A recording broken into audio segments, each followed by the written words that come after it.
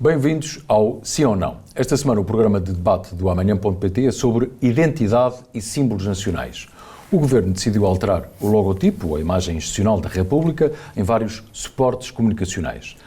Da bandeira do regime da República, instituída em 1910, desaparece a esfera armilar, que simboliza os descobrimentos, e também o escudo, presente na bandeira de Portugal desde meados do século XIII, com os 7 castelos, que representarão 7 cidades conquistadas no Reino dos Algarves, e as 5 quinas, que simbolizam as 5 chagas de Cristo, para uns, ou os 5 reis mouros que Dom Afonso Henriques supostamente terá derrotado na Batalha de Ourique.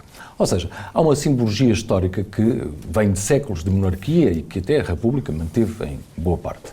Agora, neste final de governo da Terceira República de António Costa, as cores verde, encarnado e amarelo surgem em forma de 2 retângulos, verde encarnado e um círculo amarelo no meio, e o objetivo é, alegadamente, e estou a citar, responder de forma mais eficaz aos novos contextos, da comunicação digital, naturalmente, o que passa a representar o Governo da República Portuguesa, e estou de novo a citar, símbolo que estará, e vou de novo citar, omnipresente na administração pública, lendo-se ainda que a nova imagem é mais inclusiva, plural e laica.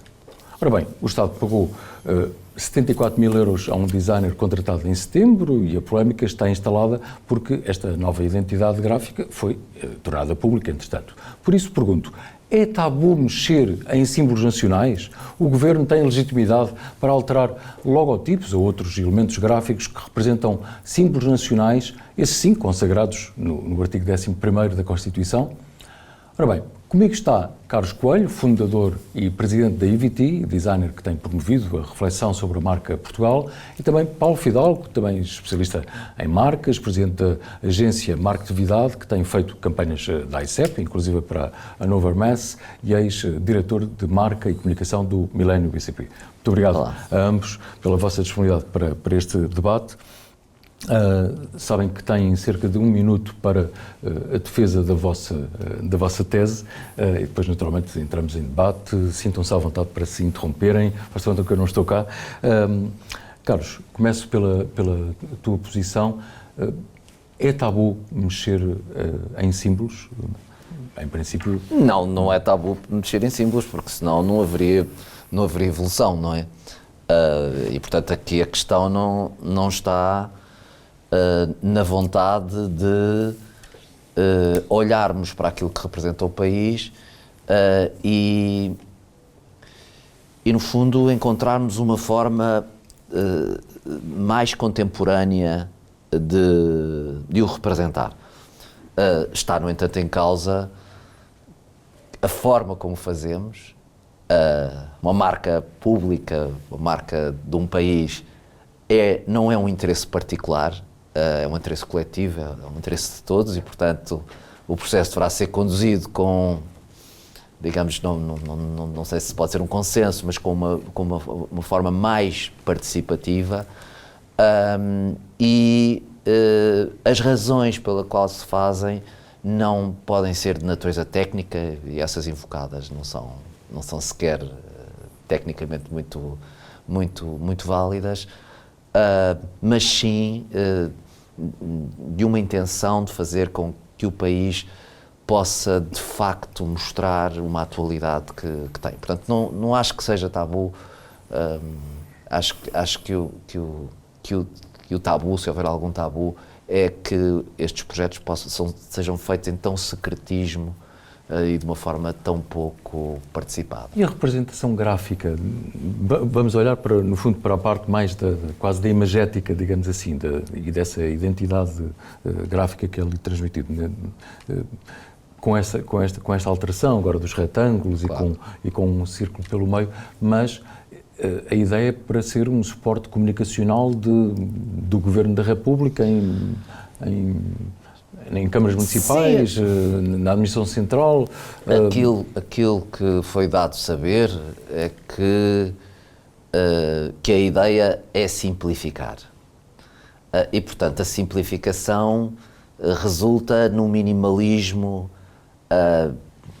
quer dizer, com uma simbologia muito básica, muito primitiva.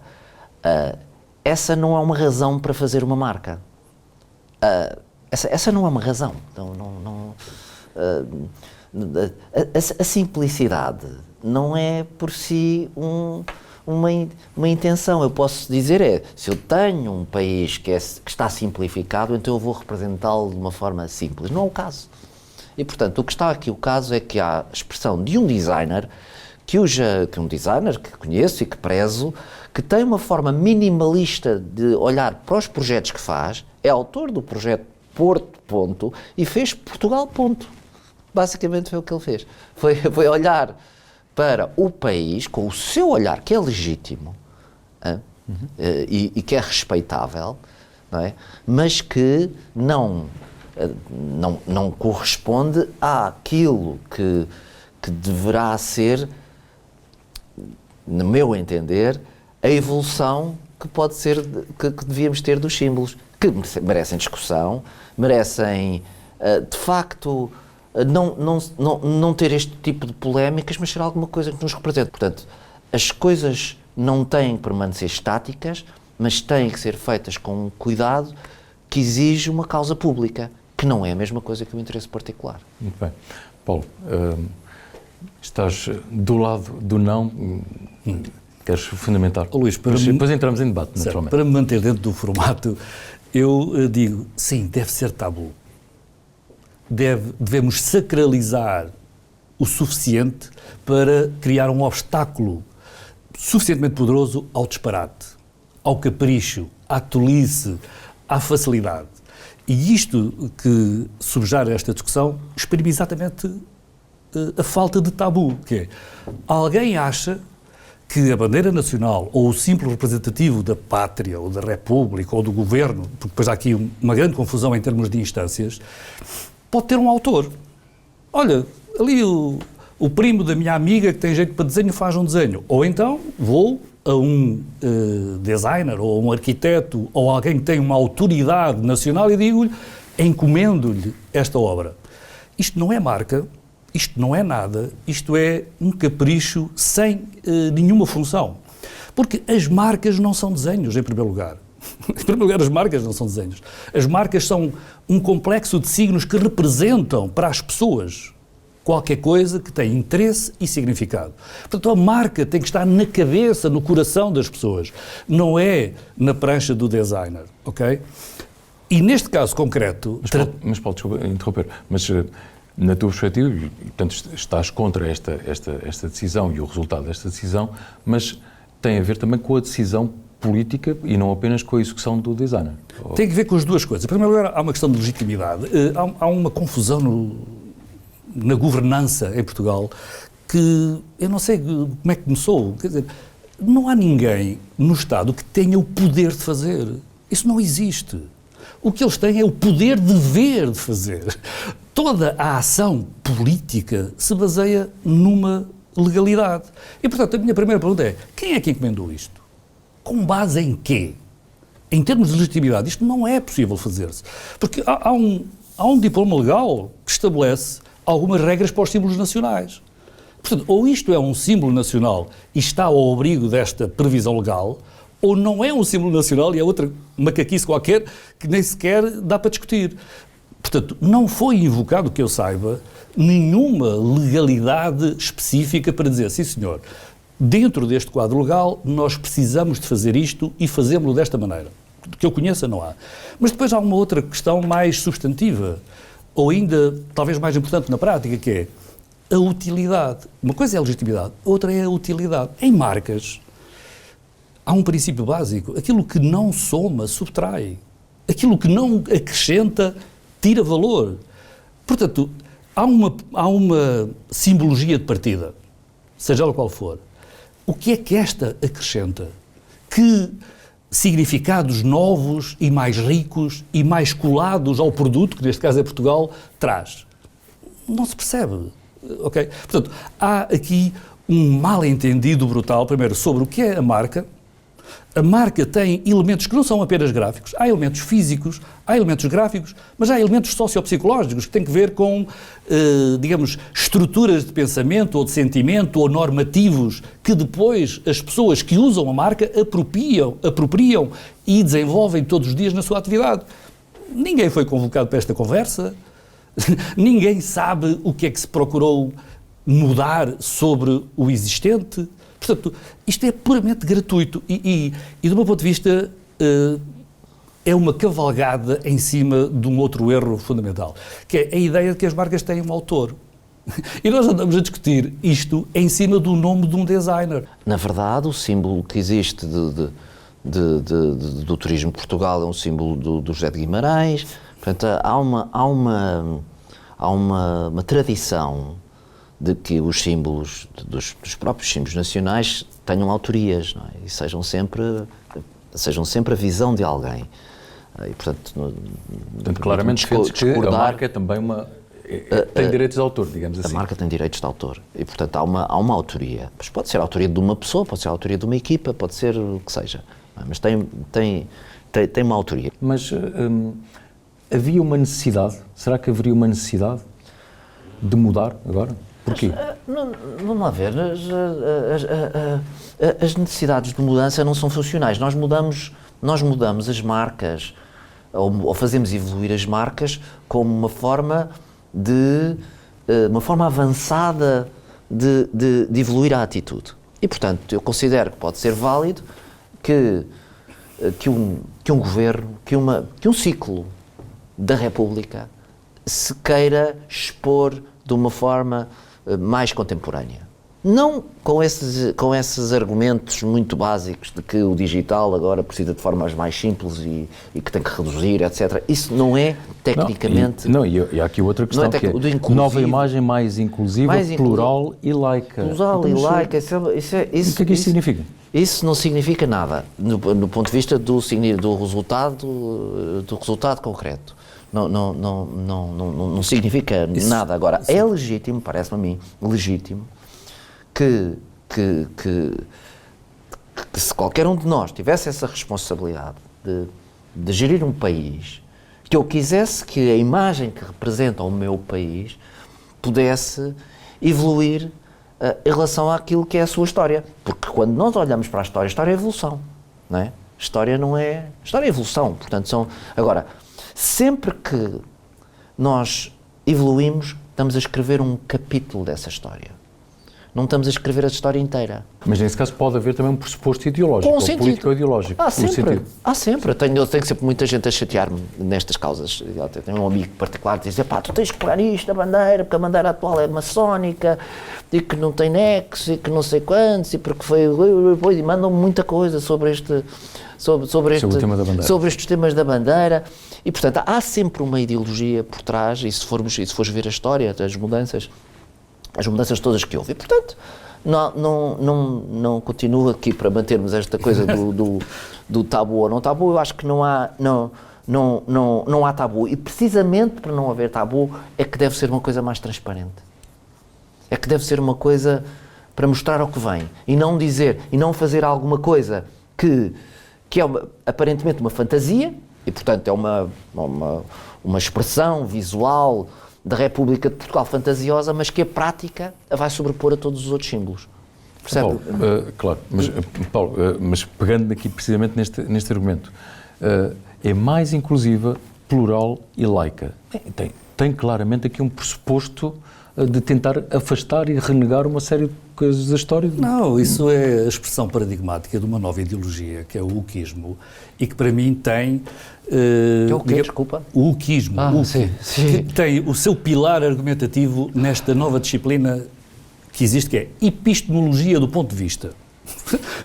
Vale a pena pesquisar. O que é a epistemologia do ponto de vista? Basicamente é uma tentativa de organizar o conhecimento na base de opiniões. Ou seja, não há verdade, não há mentira, há apenas opiniões.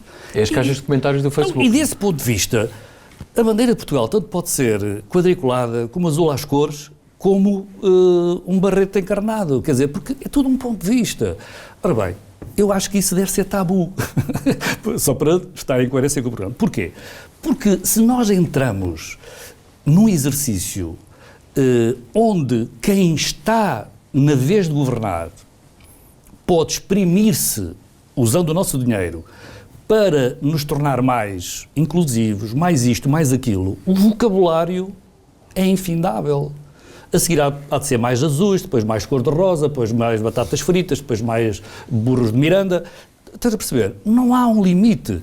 Evidentemente que eu não sou um conservador no sentido que não se pode mexer, mas deve haver um obstáculo conceptual. E vamos lá ver, o que é marcas? Vamos ver, em Portugal, que marcas é que nós temos que cumpram a sua função? A marca tem que ter uma função. Há de ter outras coisas, mas tem que ter uma função.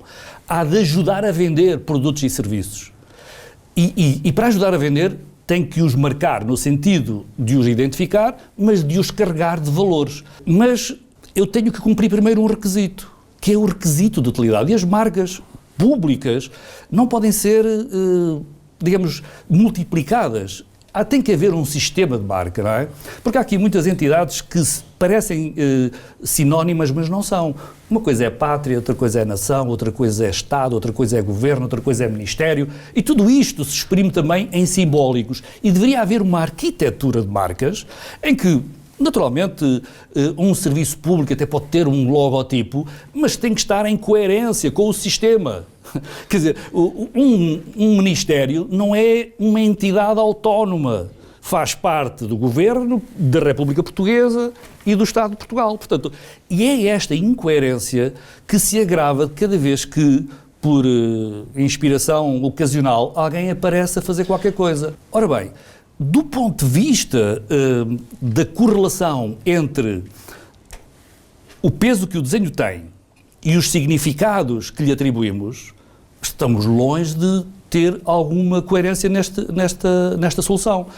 Desde logo, as cores que lá estão realmente têm uma origem supostamente maçónica, numa alteração de regime, quer dizer, não são gratuitos. Foi uma maneira de quem, na altura, assumiu a autoria, digamos, o trabalho prático de fazer a marca, dizer assim: acabou a monarquia, não queremos mais reis, não queremos mais velhos regimes, queremos um tempo novo.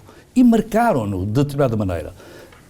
Não é sagrado, aquilo foi feito por gente, portanto, é possível rever, mas não é possível rever sem um processo específico de revisão. E não é possível chegar à esfera armilar, que tem uma determinada proporção relativamente às cores, e dar-lhe uma preponderância e fazer um círculo que, de alguma maneira, subtrai importância ao resto dos elementos. E não é possível chegar lá e dizer assim: epá, eu não gosto de castelos e esta coisa dos católicos e dos cristãos também não está com nada, toca a tirar. Mas toca a tirar. E fica uma bola, que é o país do futebol, quando fica uma bola. Tá bem, mas o que é que lhe pões? Qual é o significado que lá ficou? Ou seja, retirar não é uma forma de inteligência. Uma forma de inteligência é compreender o que lá está e fazer evoluir o que lá está. Aquilo ofende? Bem, primeiro falta provar. Não é? Não é uma sensibilidade pessoal. Eu acho que aquilo que tal agora já não se usa. Bem, isso não é nada, isso é conversa de taberna. Portanto, a primeira coisa é preciso compreender e depois fazer uma reflexão apoiada em critérios técnicos, dizer assim: não, se calhar vamos fazer evoluir isto. Muito bem, então o que é que nós queremos acrescentar, o que é que nós queremos substituir, como é que isto evolui? E então toda a gente, medianamente inteligente, olha para aquilo e diz: não, eu percebo. Até posso não concordar, há 100% que não concorda, mas eu percebo. Agora, o que não podemos é ser confrontados com interpretações individuais sobre a história, sobre os significados âncora, sobre os pilares, os valores pilares da marca, e depois dizer: sim senhor, muito bem, custou X, mas, entramos eu em... Eu gostava de dizer aí uma coisa que estamos aqui para discordar, não é? Claro. Portanto, não, partilhar ideias. Não, mas na perspectiva. Se há alguma marca que temos valiosa no país, é a marca do país. Porque é aquela que poderá acrescentar ou retirar valor a todas as outras marcas. E, portanto, isso significa que este tema deveria ser tratado ao mais alto nível. Não está na Constituição e não está nas Constituições das democracias uma responsabilidade nem do Governo nem da Presidência de tratar destes temas. Porque são temas novos. Hoje as guerras não se fazem, infelizmente, fazem-se ainda com armas, mas as guerras civilizadas, do ponto de vista económico, fazem-se com marcas, não é? E, portanto, temos que ter um cuidado com a marca do país que permita que ela acrescente valor aos nossos produtos. Agora, mais uma razão para, não é tabu de todo, tem que se modernizar. Simplificar a história do país a um minimalismo que não faz parte da nossa natureza é um erro profundo. Não, evidentemente estamos de acordo nesse princípio, quer dizer, é Sim. preciso adaptar, como aliás fazem as empresas, adaptar ao mercado, e as marcas podem refletir a mudança ou ser programáticas, podem no fundo ser a bandeira que leva as pessoas a mudar. Aliás, nós vemos um caso e olhamos, está muito próximo o trabalho que Espanha tem feito, marca Espanha, com modernidade, mas sem alteração aliás, a sua complexidade visual é muito mais complexa do que a nossa. E não é suposto pôr isso em causa dessa forma.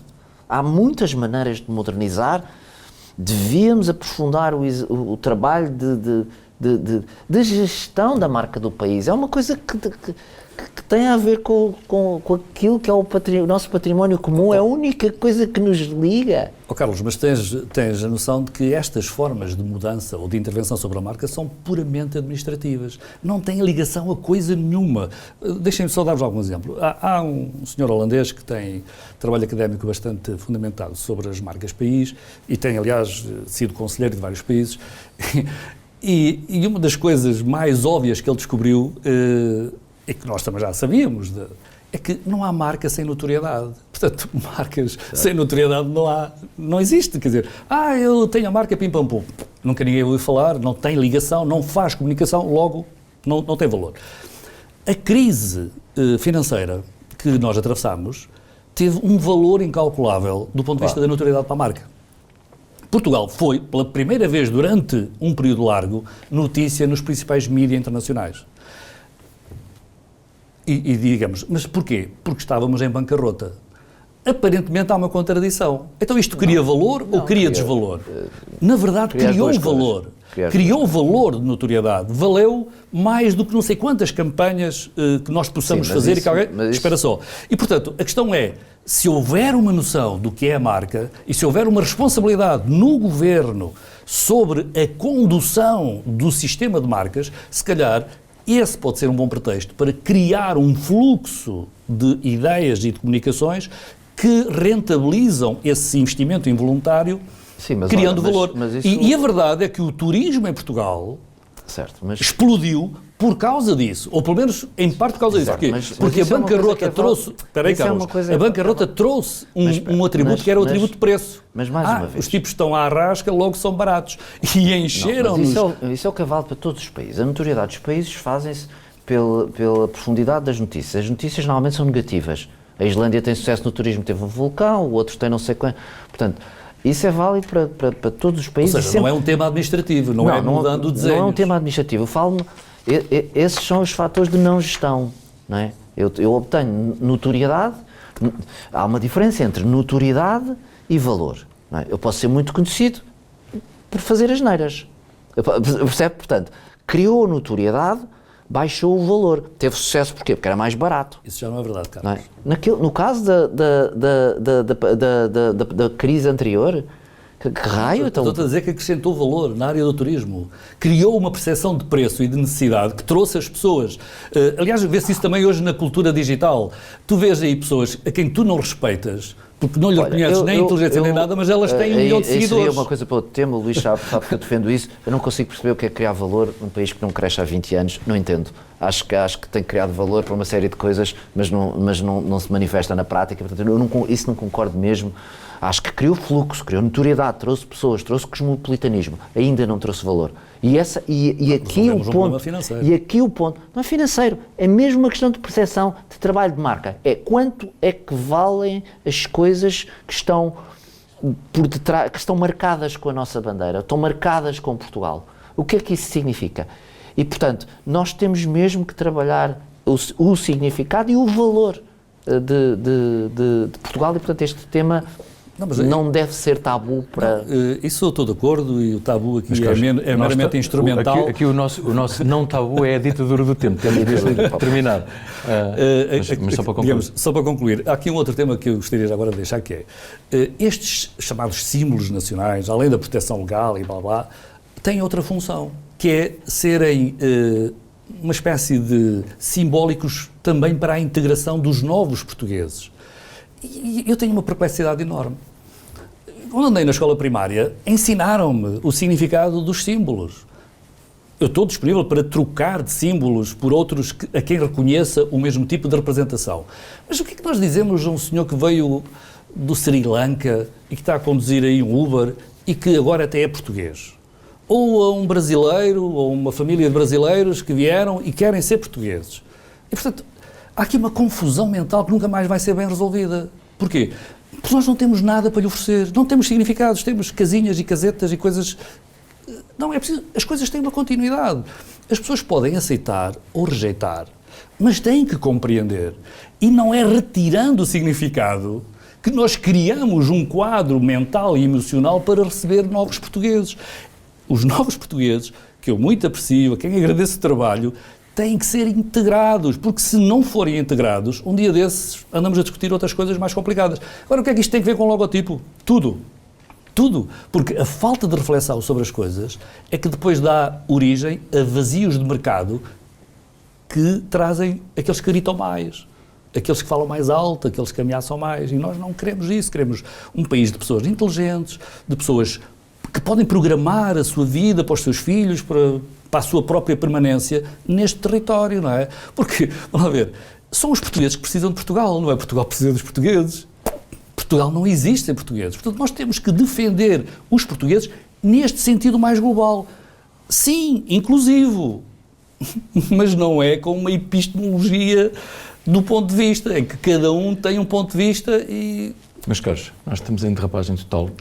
Ficávamos com certeza imenso tempo aqui a conversar. Quero agradecer muito a vossa presença. Acreditem que haverá com certeza pano para mangas, claro, e, independentemente das petições, mas agradeço muito a qualidade, obviamente, também da vossa reflexão e da vossa experiência. É tudo. Já sabe que pode ver o debate no site amanhã.pt, também na Euronews, aliás, fica disponível ainda no canal YouTube da Euronews, ouvir no podcast Pensar Amanhã e, claro, ler no jornal Portugal Amanhã. Obrigado, conto consigo na próxima semana.